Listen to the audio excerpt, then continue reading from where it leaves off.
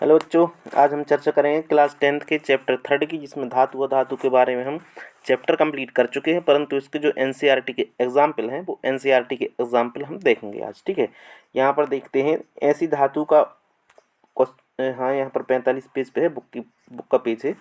यहाँ पर लिखा है, ऐसी धातु का उदाहरण दीजिए जो कमरे के ताप पर द्रव होती है, चाकू से काटने से आसानी से काटी जा सकती है और ऊष्मा की सबसे अच्छी क्या होती है, चालक होती है, और ऊष्मा की कुचालक होती है। ठीक, ये हमें धातु के बारे में बताना है। तो यहाँ पर वैसे तो यहाँ देख लें तो धातु की जो कुछ ऊष्मा जो होती है, ऊष्मा की कुचालक होती है आपकी कौन कौन सी। एक तो होती है आपकी लेड, कौन होती है, ये हो गई ऊष्मा की कुचालक। ठीक, ऊष्मा की सबसे अच्छी चालक होती है आपकी चांदी या तांबा। ठीक, धातु ऐसी धातु जिसे चाकू से काटा जा सकता है, ये हो जाएगी आपकी लिथियम और सोडियम और पोटेशियम। कमरे के ताप पर जो द्रव धातु होती है वो होती है आपकी पारा। कौन सी, पारा। आगे देख लेते हैं, इसी में लिखा होगा, हाँ यहाँ पर लिखा है, जो कमरे के ताप पर द्रव अवस्था में पाई जाने वाली धातु कौन सी है, Hg या पारा है, जिसे हम मरकरी बोलते हैं। अब चाकू से जिसे आसानी से काटा जा सकता है, ऐसी धातु आपकी कौन है, सोडियम है, लिथियम है, पोटेशियम। ठीक, ऊष्मा की सबसे अच्छी चालक धातु की बात करें तो ऊष्मा की सबसे अच्छी चालक क्या हो जाएगी, सिल्वर हो जाएगी और कॉपर हो जाएगी। और यहाँ पर लिखा है ऊष्मा की कुचालक धातु, ऊष्मा की कुचालक में हो जाएगी लेड और मरकरी। कौन सी, लेड और मरकरी। आगे देख लेते हैं, क्वेश्चन नंबर 2 में लिखा है, क्वेश्चन नंबर 2 में अगात वर्धनीयता तथा तन्य का अर्थ बताइए। कुछ धातुओं को पीटकर पतली चादर बनाया जा सकता है। कुछ धातुएं होती हैं जिन्हें हम पीटकर क्या करते हैं, पतली चादर बना सकते हैं। इस गुणधर्म को हम क्या कहते हैं, अगात वर्धनीयता। क्या कहते हैं, अगात वर्धनीयता। जैसे कि सोना और चांदी कुछ ऐसी धातुएं हैं जिन्हें अधिक पीटकर इनको पतली चादरों के रूप में रूपांतरित किया जा सकता है। धातु के पतले तार के रूप में खींचने पर, कुछ धातु जो होती हैं इनको पतले तार के रूप में खींचने की जो क्षमता होती है वही इनकी क्या कहलाती है, तन्यता कहलाती है। सोना जो है सबसे अधिक तन्य धातु, इसको 1 ग्राम सोने से 1 किलोमीटर तक का अपन इस क्या कर सकते हैं, इसको तार बना सकते हैं। किससे, सोना से। ठीक, अर्थात सोना सबसे अधिक तन्य धातु है। इसका अगला देखते हैं क्वेश्चन, कि सोडियम को केरोसिन में डुबोकर क्यों रखा जाता है। यहाँ पर लिखा है, सोडियम तथा पोटेशियम अत्यधिक अभिक्रियाशील धातु हैं। क्या है, सोडियम है और पोटेशियम है, जो है जो अत्यधिक अभिक्रियाशील धातु है, इनमें वायु के साथ अभिक्रिया कर ये आग पकड़ लेती हैं। क्या करती हैं, सोडियम तथा पोटेशियम जो धातुएं हैं वायु के साथ अभिक्रिया करके क्या कर लेती हैं, आग पकड़ लेती हैं, तथा ये ठंडे जल के साथ भी ऊष्मा से अभिक्रिया करती हैं। जो सोडियम तथा पोटेशियम धातुएं हैं क्या करती हैं, ठंडे जल के साथ ऊष्माक्षेपी जो अभिक्रिया होती है, ऊष्माक्षेपी अभिक्रिया करती हैं, तथा इससे उत्सर्जित जो हाइड्रोजन गैस होती है, इससे उत्सर्जित हाइड्रोजन गैस प्रज्वलित हो जाती है।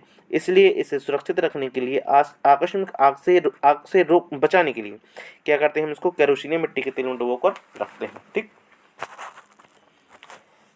आगे देख लेते हैं, इन अभिक्रियाओं को समीकरण के रूप में रूपांतरित करना है। यहाँ से लिखा है, भाप के साथ आयरन की अभिक्रिया। जब हम भाप के साथ आयरन की अभिक्रिया करते हैं तो धातु ऑक्साइड तथा हाइड्रोजन गैस की प्राप्ति होती है। जैसे कि हाइड्रोजन है, ये पानी हो गया, पानी किस रूप में, भाप के रूप में है। पर ठीक है, H2 है जो किस रूप में है, गैस के रूप में, भाप में है। तो जब हम इसकी आपस में अभिक्रिया कराते हैं तो हमें मिलता है फेरिक ऑक्साइड Fe3O4, और साथ ही साथ में मिलती है हमें हाइड्रोजन गैस। गैस निकलता है जब तो ऊपर की ओर तीर का निशान होता है। आगे देखते हैं, इसी में लिखा है, जल के साथ कैल्शियम तथा पोटेशियम की अभिक्रिया, तो जल की अभिक्रिया थोड़ी धीमी होती है, क्यों।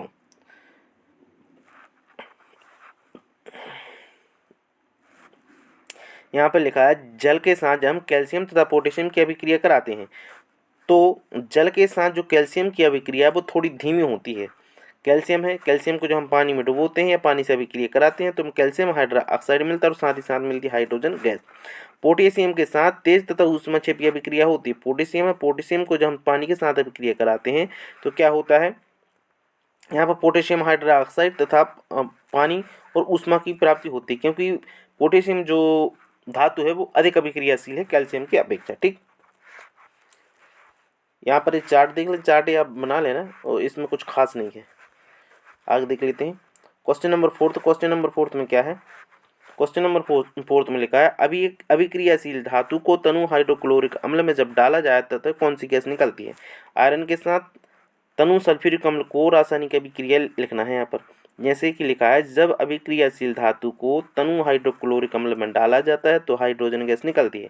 किसे, अभिक्रियाशील धातु को जब तनु हाइड्रोक्लोरिक अम्ल यानी कमजोर अम्ल के साथ डाला जाता है तो हमें हाइड्रोजन गैस मिलती है, क्योंकि अभिक्रियाशील धातु अम्ल से हाइड्रोजन को विस्थापित करती है। जो क्रियाशील धातु होती हैं अम्ल से क्या करती हैं, वो हाइड्रोजन को निकालती हैं और हाइड्रोजन को क्या कर देती हैं, विस्थापित कर देती हैं। ठीक, जैसे कि लिखा है आयरन। आयरन को जब हम सल्फ्यूरिक अम्ल के साथ क्या करते हैं, अभिक्रिया कराते हैं तो हमें फेरस सल्फेट मिलता है FeSO4 और साथ ही साथ हमें हाइड्रोजन गैस की प्राप्ति होती है।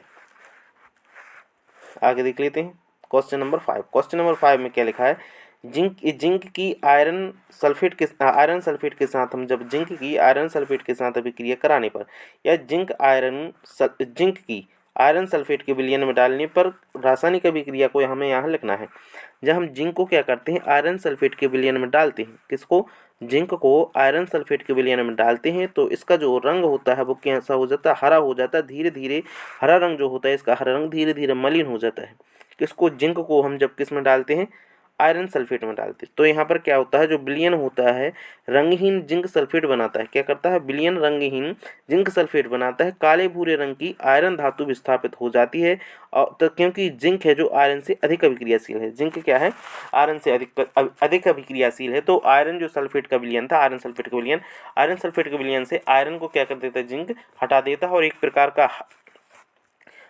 इसका जो हरे रंग का होता है, हरा रंग होता है, वो धीरे धीरे क्या हो जाता है, एक मलिन रंग में परिवर्तित हो जाता है। और जो विलयन होता है जिंक सल्फेट क्या हो जाता है, वो रंगहीन हो जाता है। पहले क्या था, हरे रंग का था। आगे देख देते हैं। यहाँ पर हमने जो अभिक्रिया देखी, जैसे कि अभिक्रिया में लिखा है जिंक ये सॉलिड है और फेरस सल्फेट जो हरा है एक्वस है। ठीक है, जलीय विलयन है। कौन, फेरस सल्फेट किस कलर का है, हरे रंग का है। जब हम इसको आपस में अभिक्रिया कराते हैं तो क्या करता है, जिंक है जो आयरन को क्या कर देता है, विस्थापित कर देता है। तो यहाँ पर जिंक आके बैठ जाता है। तो जिंक क्या करता है, जिंक है जो जिंक सल्फेट यानी सल्फेट के साथ मिलकर जिंक सल्फेट का निर्माण करता है, जो कैसा होता है, रंगहीन होता है। और जो आयरन होता है, आयरन क्या हो जाता है, विस्थापित हो जाता है जिंक यानी कि आयरन सल्फेट से। तो आयरन क्या होता है, विस्थापित होकर यहाँ पर काले भूले रंग का हो जाता है। आगे देख लेते हैं क्या लिखा है, सोडियम ऑक्सीजन तथा मैग्नीशियम के लिए इलेक्ट्रॉन बिंदु की संरचना करना है और साथ ही हमें इलेक्ट्रॉन के स्थानांतरण के लिए सोडियम ऑक्साइड मैग्नीशियम ऑक्साइड को भी दर्शाना है और इनके युग्मों में कौन से आयन उपस्थित हैं ये भी हमें बताना है। देख लेते हैं। जैसे कि यहाँ पर लिखा है सोडियम की जो परमाणु संख्या होती है, सोडियम की परमाणु संख्या 11। तो इसकी जो परमाणु संख्या हम कैसे लिखते हैं, KLMN। ठीक, तो K में कितना है, 2 है, L में कितना हो जाएगा 8, M में कितना हो जाएगा 1। तो इसकी संयोजकता कितनी होगी, 1। क्या करता है, जब आयनिक युग्म को बनाता है तो अपनी जो एक है, एक क्या कर देता है, डोनेट कर देता है। तो यहाँ पर सोडियम के साथ किसका चार्ज हो जाता है, प्लस का चार्ज हो जाता है और एक बिंदु भी लग जाता है। ठीक, तो यहाँ पर ऑक्सीजन की परमाणु संख्या कितनी होती है, 8। तो पहले कोष में आ जाएगा 2, दूसरे कोष में हो जाएगा कितना, 6। तो यहाँ पर इसकी संयोजकता कितनी हो जाएगी, 2 हो जाएगी। मैग्नीशियम की बात करें, मैग्नीशियम की जो परमाणु संख्या होती है वो होती है 12। तो इसमें पहले कोष में आ जाएगा 2, दूसरे कोष में हो जाएगा 8, तीसरे कोष में हो जाएगी, इसकी संयोजकता हो जाएगी 2। 2 ही शेष बचता है। जब 2 शेष बचेगा तो ये क्या कर देगा, किसी अन्य परमाणु को क्या कर दे, अन्य धातु को क्या कर देगा, ये डोनेट कर देगा। तो इसके जो चार्ज हो जाएगा वो हो जाएगा धनात्मक। यहीं पर क्वेश्चन नंबर 2 में देख लें, सोडियम है जो सोडियम की इलेक्ट्रॉन बताना, हमें कितने बताना है, इलेक्ट्रॉन। सोडियम है, सोडियम के जो इलेक्ट्रॉन है, जैसे यहाँ पर एक तो चार्ज धना संयोजकता 1 थी, इसने 1 दे दिया तो इसके पास 1 यहाँ पर बचा, 1 यहाँ पर बचा। सोडियम ऑक्साइड है मतलब 2। ठीक, तो यहाँ पर जब इसने त्याग दिया एक अपना इलेक्ट्रॉन तो क्या हो जाएगा, धन चार्ज आ जाएगा दोनों पर सोडियम के साथ। यहाँ पर तो इसका सूत्र क्या हो जाएगा, Na2O। ठीक, इसी प्रकार मैग्नीशियम है, मैग्नीशियम भी क्या है, मैग्नीशियम के 2 बिंदु रहेंगे क्योंकि इसका संयोजकता 2 है। तो इसमें क्या है, जब ये दूसरे को अपने 2 अणु देगा, 2 इलेक्ट्रॉन देगा तो क्या करेगा, इस पर प्लस चार्ज आ जाएगा। तो क्या बन जाएगा यहाँ पर, मैग्नीशियम ऑक्साइड। ठीक, आगे देख लेते हैं, आयनिक यौगों का गलनांक उच्च क्यों होता है। आयनिक यौगों का गलनांक उच्च इसलिए होता है क्योंकि इनके जो आयनों के बीच मजबूत अंतर आकर्षण बल होता है। क्या होता है, इनके आयन है जो आयनों के बीच मजबूत अंतर आकर्षण बल होता है, जिसे तोड़ने के लिए ऊर्जा की पर्याप्त मात्रा की आवश्यकता होती है। क्या होता है, आयनिक यौगिक होते हैं, आयनिक यौगिकों का जो गलनांक होता है कार्बनिक यौगिकों की अपेक्षा उच्च होता है। साथ ही साथ इनके जो आयन होते हैं आयनिक यौगिकों के, इनके बीच मजबूत आकर्षण बल होता है। इनके बीच क्या होता है, मजबूत अंतर आकर्षण बल होता है, जिसे तोड़ने के लिए ऊर्जा की पर्याप्त मात्रा की आवश्यकता होती है। ठीक, निम्न पदों की परिभाषा बताना, जैसे कि यहाँ पर लिखा है खनिज, लिखा है क्या लिखा है, खनिज, अयस्क है, इन सब की हमें क्या करना, परिभाषा देना है। जैसे क्या लिखा है, खनिज है, अयस्क और गैंग है। तो देख लें खनिज क्या कहलाते हैं, खनिज है जो धातुओं के वे तत्व या यौगिक जो भूपर्पटी में प्राकृतिक रूप से पाए जाते हैं। क्या है? धातुओं के वे तत्व या यौगिक जो भूपर्पटी में अर्थात हमारी पृथ्वी की ऊपरी सतह में प्राकृतिक रूप से पाए जाते हैं, जैसे कि मृदा है, रेत है, चूना पत्थर है आदि इनमें मिले होते हैं, उनको क्या कहते हैं? खनिज कहते हैं। अयस्क की बात करें, अयस्क जिसे ओरी बोलते हैं, जिस खनिज में धातु कम खर्च अर्थात जिस जिस खनिज में से धातु कम खर्चे में या आसानी से प्राप्त की जा सकती है उसे क्या कहते हैं? अयस्क कहते हैं। और गैंग के बारे में देख लें, गैंग है जो पृथ्वी से खनिज, हम पृथ्वी से जो खनिज को निकालते हैं अयस्क से, खनिज अयस्कों से मिट्टी, रेत आदि जैसी कई अशुद्धियां होती हैं जिन्हें हम गैंग कहते हैं। जो हमारे खनिज होते हैं, खनिजों में जो मिट्टी होती है, रेत होती है, इन अशुद्धियों को क्या कहते हैं? गैंग कहते हैं। इसके बाद देखते हैं 2 में क्या है, 2 धातुओं के नाम बताने जो प्रकृति में मुक्त अवस्था में पाई जाती हैं। सोना है, प्लेटिनम है और चांदी है। ये क्या मुक्त अवस्था में पाई जाती हैं, इसलिए क्या है, किसी हवा पानी से अभिक्रिया नहीं करती। कौन? मुक्त अवस्था में पाई जाने वाली धातुएं कौन कौन सी? सोना है, प्लेटिनम और चांदी है। क्वेश्चन नंबर 3 देख लें। क्वेश्चन नंबर 3 में क्या लिखा है, धातु को उसके ऑक्साइड से प्राप्त करने के लिए किस रासायनिक प्रक्रम का उपयोग किया जाता है? अपचयन की विधि का प्रयोग करते हैं। क्या करते हैं? अपचयन विधि का प्रयोग करते हैं, रिड्यूसिंग अर्थात अपचयन प्रक्रम का उपयोग किया जाता है, जिसमें कार्बन के अलावा अत्यधिक अभिक्रियाशील जो धातुएं होती हैं जैसे कि सोडियम है, कैल्शियम है और एल्यूमिनियम है आदि को अपचायक के रूप में उपयोग किया जाता है। ये निम्न अभिक्रियाशीलता वाले जो धातुओं होते हैं अर्थात ये निम्न अभिक्रियाशील वाले धातुओं को उनके यौगिक से विस्थापित कर देते हैं, जैसे कि उदाहरण में लिखा है मैग्नीशियम ऑक्साइड को जब हम एल्यूमिनियम के साथ अभिक्रिया कराते हैं तो मैग्नीशियम है जो मैग्नीशियम क्या करता है, मैग्नीशियम विस्थापित होकर एल्यूमिनियम है जो एल्यूमिनियम के मैग्नीशियम को विस्थापित कर देता है, तो यहाँ पर क्या बन जाता है? एल्यूमिनियम ऑक्साइड बन जाता है और मैग्नीशियम अलग हो जाता है, और साथ ही साथ हमें एनर्जी यहाँ पर ऊर्जा के रूप में, ऊष्मा के रूप में मिलती है। क्वेश्चन नंबर 1 देख लें 61 पेज का।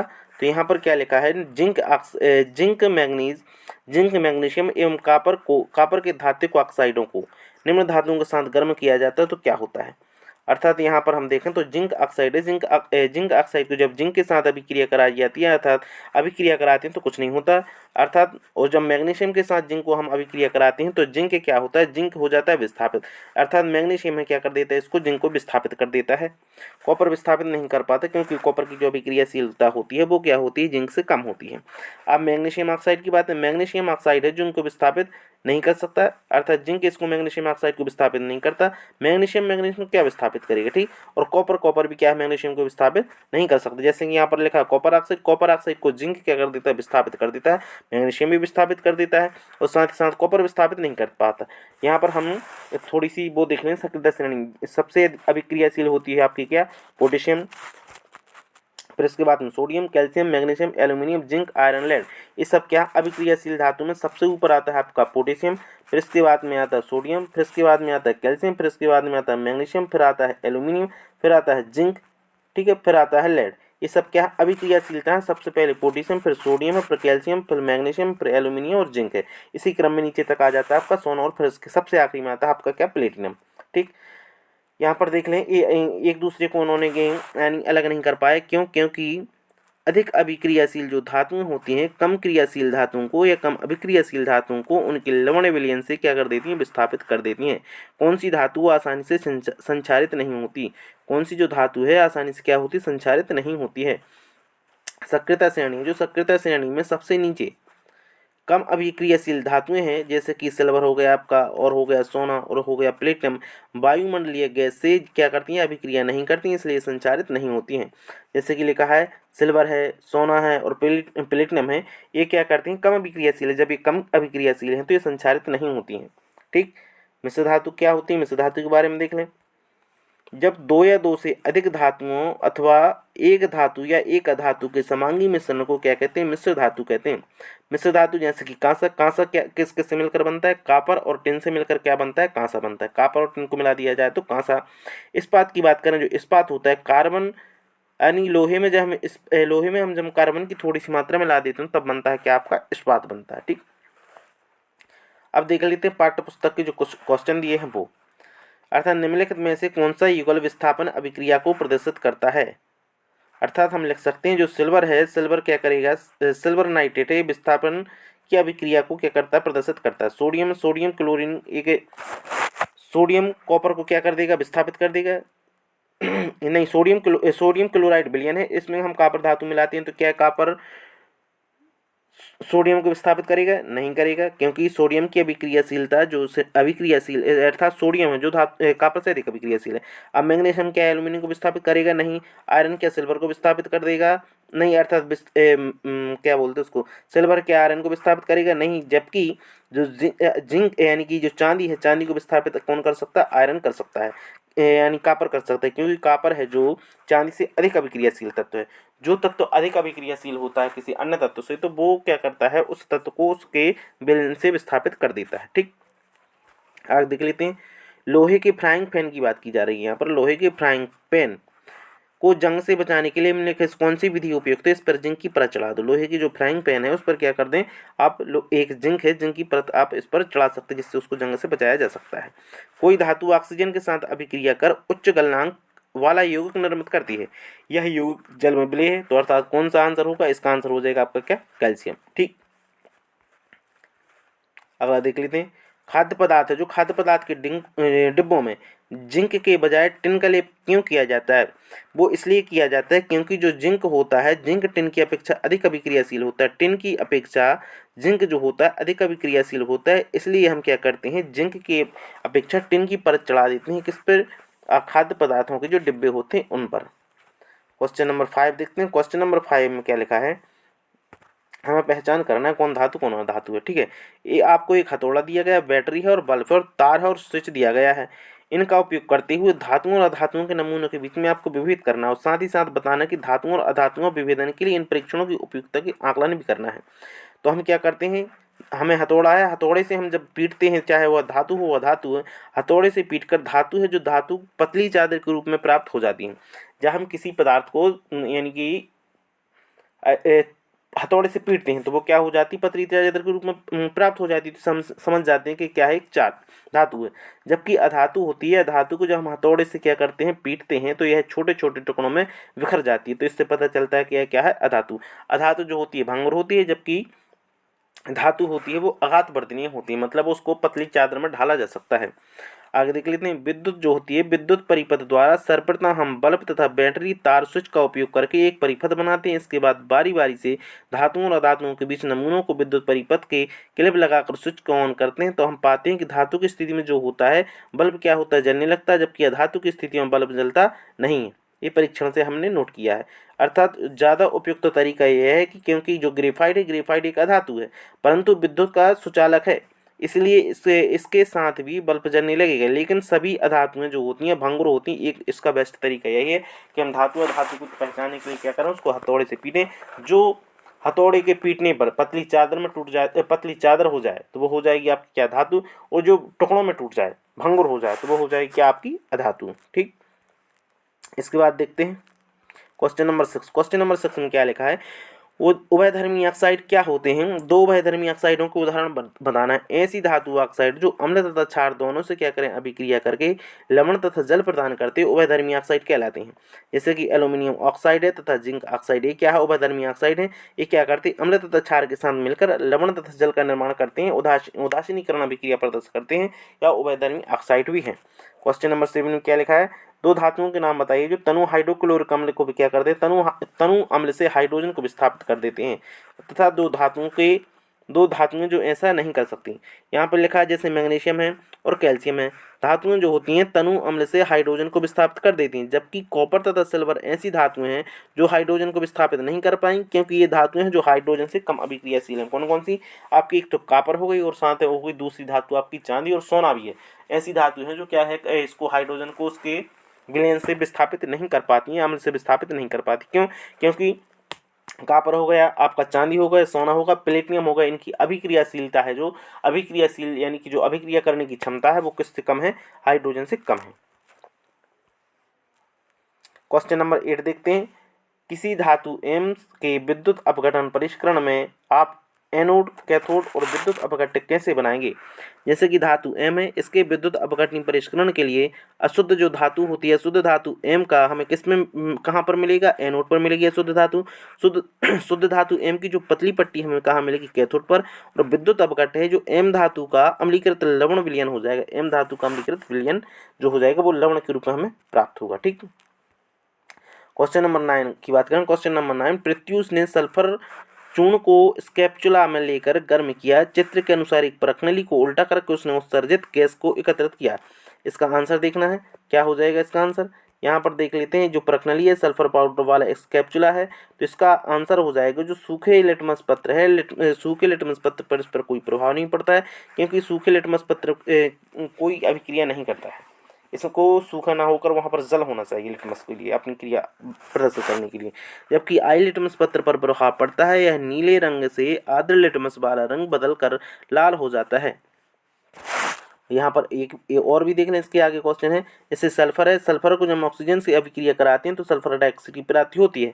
और सल्फर डाइऑक्साइड जब पानी के साथ अभिक्रिया कराता है तो क्या बनता है, सल्फ्यूरस अम्ल बनता है। कब सल्फर डाइऑक्साइड पानी के साथ अभिक्रिया करके सल्फ्यूरस अम्ल बनाते हैं, क्या बनाता है, सल्फ्यूरस अम्ल बनाता है। क्वेश्चन नंबर 10, क्वेश्चन नंबर 10 में क्या लिखा है, लोहे को जंग से बचाने के 2 तरीके बताएं। लोहे को जंग से बचाने के 2 तरीके। यत्सलेपन द्वारा इस विधि से लोहे तथा इस्पात पर जिंक की जो पतली परत चढ़ाई जा सकती है। यत्सलेपन एक विधि होती है, इस विधि में क्या करते हैं, लोहे तथा इस्पात पर हम जिंक की पतली परत चढ़ा देते, किसकी, जिंक की। ठीक, पेंटिंग द्वारा इस विधि में हम लोहे की वस्तु जो होती है उस पर पेंट कर देते हैं, ताकि इसकी जो सतह होती है वायु तथा नमी के संपर्क में सीधे ना आए। जब ये वायु तथा नमी के सीधे संपर्क में धातु की जो परत है वो नहीं आएगी तो क्या होगा, यहाँ पर जंग नहीं लगेगी। आगे देखते हैं क्वेश्चन नंबर 11। अर्थात जब क्वेश्चन नंबर 11 में क्या है, ऑक्सीजन के साथ संयुक्त होकर अधातुएं कैसे ऑक्साइड बनाती हैं। ऑक्सीजन के साथ संयुक्त होकर जो अधातुएं होती हैं वो अम्लीय ऑक्साइड बनाती हैं, जबकि धातुएं होती हैं वे क्षार की ऑक्साइड बनाती हैं। कुछ अधातु जैसे कि उदासीन ऑक्साइड भी बनाती हैं। अम्लीय ऑक्साइड की बात करें, सल्फर डाइऑक्साइड है, कार्बन डाइऑक्साइड तथा नाइट्रोजन ऑक्साइड, ये क्या है, अम्लीय ऑक्साइड है। उदासीन ऑक्साइड के अंतर्गत आ जाता है आपका पानी आ जाए तो कार्बन मोनोऑक्साइड जो उदासीन ऑक्साइड के अंतर्गत आते हैं। जबकि अम्लीय ऑक्साइड के अंतर्गत आता है आपका सल्फर डाइऑक्साइड, कार्बन डाइऑक्साइड और nitrogen oxide. Question number 12, question number 12 के बारे में हम देख लेते हैं यहाँ पर। जैसे कि प्लेटिनियम है, सोना है और चांदी का उपयोग आभूषण बनाने के लिए क्यों किया जाता है, यहाँ पर स्पष्ट तौर पर लिखा, हम समझा देते हैं कि जैसे कि प्लेटिनियम है, सोना और चांदी है, ये अभिक्रियाशीलता श्रेणी में सबसे नीचे आते हैं, अर्थात ये वायु तथा आर्द्रता से किसी प्रकार की कोई अभिक्रिया नहीं करते हैं। जब अभिक्रिया नहीं करते तो इनकी जो धातुओं में आभूषण जो होते हैं वो भी खराब नहीं होती, इसलिए प्लेटिनियम, सोना और चांदी का उपयोग आभूषण बनाने में किया जाता है। यहाँ पर स्पष्ट तौर से यहाँ पर लिखा है, जैसे कि सोडियम, पोटेशियम और लिथियम को तेल के अंदर क्यों रखते हैं। आगे देख लेते हैं, इसी में लिखा है जैसे कि सोना है, चांदी है और प्लेटिनम है का उपयोग है आभूषण बनाने के लिए किया जाता है, क्योंकि ये धातुएं जो होती हैं वायु, आर्द्रता तथा अम्लों के साथ अभिक्रिया करके संचारित नहीं होती हैं। इसकी धात्विक चमक जो होती है लंबे समय तक चलती है, किसकी, प्लेटिनम की, सोना और चांदी की। साथ ही ये धातुएं जो होती हैं सर्वोत्तम आघातवर्धनता तथा तन्यता को क्या करती हैं, प्रदर्शित करती हैं। अब यहाँ पर हम देख लेते हैं सोडियम तथा पोटेशियम और कैल्शियम, अर्थात यहाँ पर क्या लिखा है, सोडियम, पोटेशियम और लिथियम को पानी में क्यों नहीं रखते, अर्थात जैसे कि लिखा है सोडियम है, पोटेशियम और लिथियम जैसी धातुएं ऑक्सीजन के साथ इतनी तेजी से अभिक्रिया करती हैं कि इनको खुले में रख दिया जाए तो ये आग पकड़ लेती हैं। इसलिए इनको संरक्षित रखने के लिए, सुरक्षित रखने के लिए हमें मिट्टी के तेल में रखना पड़ता है। इन्हें सुरक्षित रखने तथा अचानक आग से रोकने के लिए हमें इनको मिट्टी के तेल या केरोसिन तेल में अंदर डुबोकर रखा जाता है। साथ ही ये जो धातुएं होती हैं जल के साथ तेजी से उपेक्षा अभिक्रिया करके ऊष्मा छिपी अभिक्रिया करती हैं और हाइड्रोजन गैस क्या होती है, हाइड्रोजन यहाँ पर जलने लगती है। ठीक, क्या लिखा है, जो बर्तन होते हैं बर्तनों पर एल्यूमिनियम ऑक्साइड की परत क्यों बनाई जाती है। हम यहाँ पर देख लें, थर्ड में क्या लिखा है, एल्यूमिनियम ऑक्साइड अत्यंत क्रियाशील धातु है, फिर भी इसका उपयोग खाना बनाने वाले बर्तन बनाने के लिए किया जाता है, क्यों। हम यहाँ पर देख लेते हैं, खाना बनाने वाले बर्तनों में एल्यूमिनियम ऑक्साइड का प्रयोग करते हैं क्योंकि बर्तनों के ऊपर एल्यूमिनियम ऑक्साइड की परत बन जाती है जो कि एल्यूमिनियम की सतहों को संचारित होने से बचाता है तथा खाद्य पदार्थ जो होते हैं, खाद्य पदार्थ को खाने से खराब होने से क्या करता है, बचाता है। यहाँ पर क्वेश्चन नंबर 4 में क्या लिखा है, निष्कर्षण प्रक्रम में कार्बोनेट तथा सल्फाइड अयस्क को ऑक्साइड में परिवर्तित किया जाता है, क्यों। देख लेते हैं हम, क्योंकि किसी धातु को उसके सल्फाइड तथा कार्बोनेट की तुलना में उसके ऑक्साइडों से प्राप्त करना अधिक आसान होता है। किसी धातु को सल्फाइड एवं कार्बोनेट की तुलना में उसके जो ऑक्साइड होते हैं ऑक्साइडों से प्राप्त करना अधिक आसान होता है। इसलिए निष्कर्षण प्रक्रम में कार्बोनेट तथा सल्फाइड एस को ऑक्साइड में परिवर्तित किया जाता है। इसलिए निष्कर्षण प्रक्रम जो होता है, निष्कर्षण प्रक्रम में कार्बोनेट तथा सल्फाइड जो एस होता है इसको ऑक्साइड में परिवर्तित किया जाता है। क्वेश्चन नंबर 13 में क्या लिखा? क्वेश्चन नंबर 13 की बात करें, आपने तांबे के मलिन बर्तन को नींबू या इमली के रस से साफ करते अवश्य देखा होगा। ये खट्टे पदार्थ बर्तन को साफ करने में क्यों प्रभावी होते हैं? हम देखते हैं तांबे की जो ऊपर आर्द्रता या आर्द्र वायु तथा कार्बन डाइऑक्साइड के कारण कॉपर कार्बोनेट की एक हरी परत क्या हो जाती बन जाती है, जो क्षारीय प्रकृति की होती है। जबकि इसे नींबू तथा इमली के रस से क्या करते हैं हम साफ करते हैं, तो इसमें जो मौजूद अम्ल होता है, क्षारक होता है, क्षारक को क्या कर देता है उदासीन कर देता है और बर्तन क्या हो जाते हैं साफ हो जाते हैं। जैसे कॉपर कार्बोनेट है, जब हम साइट्रिक अम्ल इसमें क्या करते हैं साइट्रिक अम्ल से अभिक्रिया कराते हैं तो कॉपर साइट्रेट साथ ही साथ हमें कार्बन डाइऑक्साइड और पानी की प्राप्ति होती है। क्वेश्चन नंबर 14, क्वेश्चन 14 के हमें क्या बताना है, यहाँ पर गुणधर्म बतलाना है। रासायनिक गुणधर्मों के आधार पर धातु और अधातु में हम क्या करना विभेदन करना है। धातु की बात करें, धातु जो होती हैं क्षारकीय ऑक्साइड बनाती हैं, धातु क्या करती हैं क्षारकीय ऑक्साइड बनाती हैं। जबकि अधातुएं होती हैं, अधातुएं अम्लीय तथा उदासीन ऑक्साइड बनाती हैं। धातुएं तनु अम्ल, तनु हाइड्रोक्लोरिक अम्ल तथा तनु सल्फ्यूरिक अम्ल से अभिक्रिया करके हाइड्रोजन गैस मुक्त करती हैं। जो धातुएं होती हैं वो क्या करती हैं तनु हाइड्रोक्लोरिक अम्ल तथा तनु सल्फ्यूरिक अम्ल के साथ अभिक्रिया करके हाइड्रोजन गैस मुक्त करती हैं, क्योंकि ये हाइड्रोजन को विस्थापित कर देती हैं। आगे देख लेते हैं, जो अधातुएं होती हैं, अधातुएं क्या करती हैं तनु हाइड्रोक्लोरिक अम्ल के साथ तथा तनु सल्फ्यूरिक अम्ल के साथ अभिक्रिया नहीं करती हैं और हाइड्रोजन को विस्थापित नहीं करती हैं। धातुएं अपचायक होती हैं जबकि अधातुएं उपचायक होती हैं। धातुएं जो होती हैं इलेक्ट्रॉन का क्या करती हैं त्याग करती हैं और आयन बनाती हैं। अधातुएं जो होती हैं इलेक्ट्रॉन को क्या करती हैं ग्रहण करती हैं, ये भी क्या करती हैं ऋणायन बनाती हैं। जो धातुएं होती हैं इलेक्ट्रॉन को क्या करती हैं त्यागती हैं और धनायन बनाती हैं। ठीक, धातुओं की बात करें, धातुएं जल तथा भाप से हाइड्रोजन को विस्थापित कर देती हैं। जो धातुएं होती हैं क्या करती हैं जल से क्या करती हैं इसको हाइड्रोजन को विस्थापित कर देती हैं। जबकि अधातु की बात करें, अधातु जल या भाप से अभिक्रिया नहीं करता है।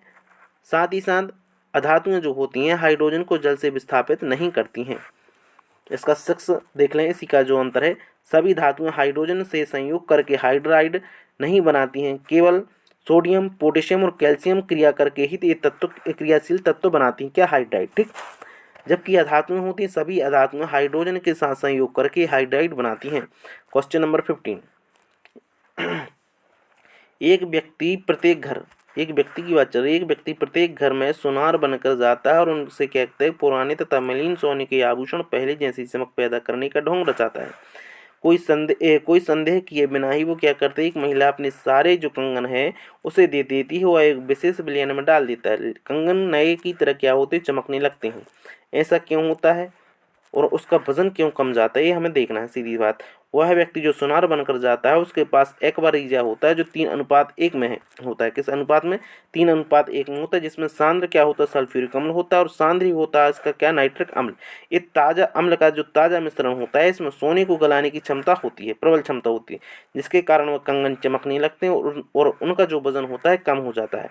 और वह जो सोना होता है, सोना पिघल कर किसमें पहुंच जाता है, गलकर उस एक्वारीजा में पहुंच जाता है, जिससे उनकी क्या होती है चमक तो आ जाती है, ऊपरी परत हट जाती है और वो आभूषण है वो क्या हो जाते हैं पतले भी हो जाते हैं।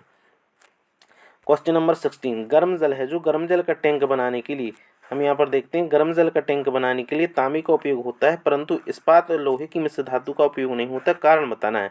ऐसा इसलिए होता है कि जो कॉपर है, कॉपर ऊष्मा का सुचालक होता है, और जबकि इस्पात है जो लोहे का एक मिश्र धातु, इस्पात क्या है लोहे का मिश्र धातु, जो ऊष्मा का क्या है अच्छा चालक नहीं होता। साथ ही साथ कॉपर है जो जल के साथ अभिक्रिया नहीं करता, कॉपर क्या है जल के साथ अभिक्रिया नहीं करता है, जबकि इस्पात है जल के साथ अभिक्रिया कर क्या करता है जंग लगा लेता है। अगला क्वेश्चन देख लेते हैं। यहाँ पर नहीं, यहाँ पर एक 16 ही क्वेश्चन थे जो हम कंप्लीट कर चुके हैं। यहाँ पर आज हमारा हो जाता है chapter complete part 3 class 10th का। इसके बाद हम अगली क्लास में करेंगे